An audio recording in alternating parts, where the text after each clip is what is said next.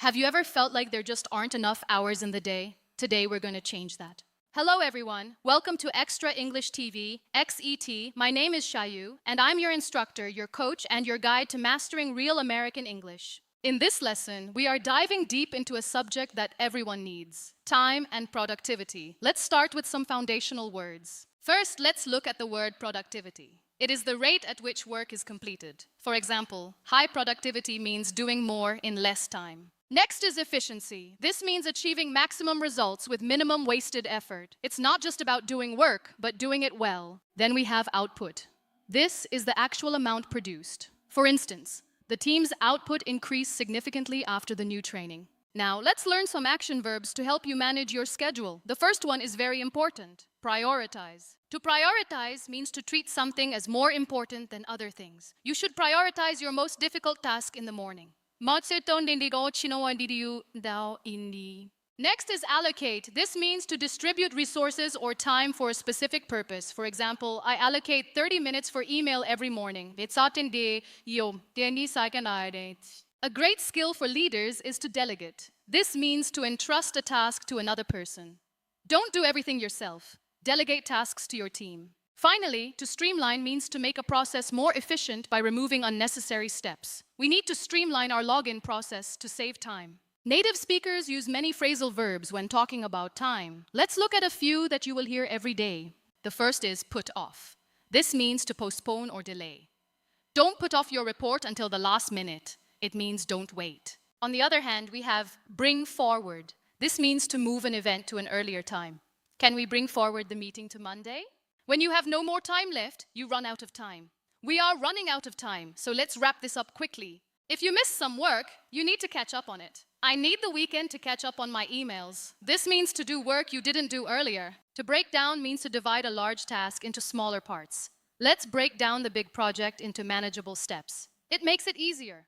To sound more like a native speaker, you should learn some idioms. These expressions add color to your English. First is burn the midnight oil. This means to work late into the night. I had to burn the midnight oil to finish the presentation on time.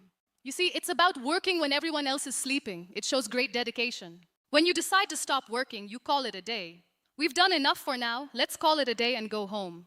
In the nick of time means at the last possible moment. I submitted the application in the nick of time, just 1 minute before the deadline. If you make significant progress on a large task, you put a dent in it. I finally put a dent in that mountain of paperwork today. It feels good, doesn't it?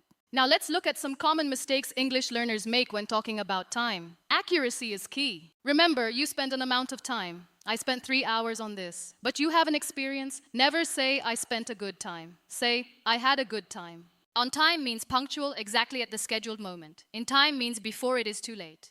The bus arrived on time and I got there just in time to catch it. Words like advice and information are uncountable. Never say advices. Say some advice or a piece of advice. This is a very common mistake. In 2024, productivity is also about AI literacy. This is the ability to use AI tools to save time. Did you know AI literate workers save nearly 9 hours per week? Finally, consider digital minimalism. This means reducing digital clutter like notifications to improve deep focus. Turn off those alerts to stay productive. Let's quickly review. We've covered foundational terms like productivity and efficiency, and action verbs like prioritize and delegate. We also learned phrasal verbs like put off and idioms like burn the midnight oil. These are essential for your daily English. How can you remember all this? Use the 3-step vocabulary method. Read the definition, read an example sentence aloud, and then write your own personal sentence. Try spaced repetition. Review these words after 1 day, 3 days, and 1 week. This helps you beat the forgetting curve where we lose 80% of new knowledge. A great practical exercise is the Eisenhower matrix. Categorize your tasks into urgent and important. This is how high performers manage their time. Try to do this in English. It will help you internalize the vocabulary of priority while actually becoming more productive. Give it a try today. You can also do a time audit. For 1 week, track your activities in English. Write things like, I was responding to emails for 2 hours. This is great grammar practice. Focus on collocations, words that naturally go together. Instead of just decision, learn make a decision. Instead of goal, learn set a goal.